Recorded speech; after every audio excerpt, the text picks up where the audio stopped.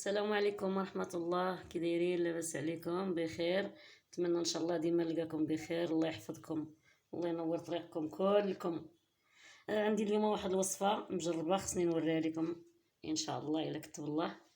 عندنا هنا الملحة الحية كما كتشوفوها، هي حجر كنديروها في كويس ديال الماء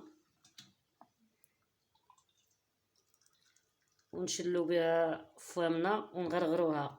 الناس اللي عندهم الكحة اللي كيبقى يكحوا مذبوح لهم الصدر ديالهم، الملحه الحيه كما كتشوفوها هي حجره. حنا كنا كنعطوها هذه للبهايم والحواله وداكشي وكنداويو بها حتى الصدر ديالنا هذه الملحه الحيه. وعندنا هنايا القرنفل كنحيدوا ليه هاد النباته ديالو وكنديروها معاه هكا. كنديروا 7 ديال القرنفلات، الناس كبار 7 ديال القرنفلات، 2 3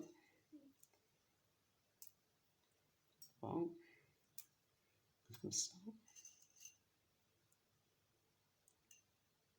6. اللي عندهم ديك الزريعه ديالهم ساداهم، اللي ما عندهم الزريعه ديالهم ساداهم ما ديروهمش. 6 7. والدراري الصغيورين ديروا ليهم 3، 1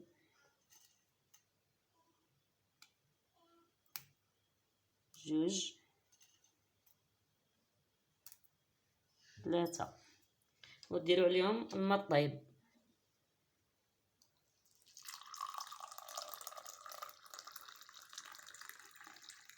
كتعمروا عليهم كاس ديال الماء، كتخلوهم 3 السوايع وكتشربوهم من الليل ولا ديروهم نتوما كاع مع الصباح واخا يضل في هكا في الماء وتشربوا بالليل. اللي مذبوح ليه صدرو اللي كيكح بزاف. هاد الوصفه راه ساهله، ديروها كلشي. الناس كبار اللي كيكحوا والصغيورين عقلوها، الصغيورين اللي كيكحوا نديروا لهم 3 ديال القرنفلات. القرنفل راه زوين، هادشي راه كنديروه لوليداتنا ونشاركوه مع صحاباتي وبنياتي. وكديروا عليها السلوفان وتخلوه حتى يطلق. والملحه الحيه كما قلت لكم، اللي عنده تا هو الكحه من قبل من هذا تغرغروها مزيان، تغرغروها في الحلاقم ديالكم. اللي مذبوح ليه صدرو كيبقى يقول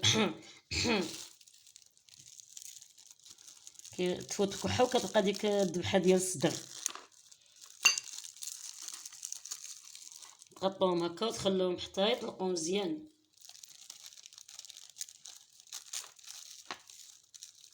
وشكرا لكم وشكرا للتعاليق ديالكم الزوينه. الله يحفظكم ويسهل عليكم يا سيدي ربي ويعطيكم ما تمنيتو. وبسلامه عليكم، تبقاو على خير. الله يحفظكم.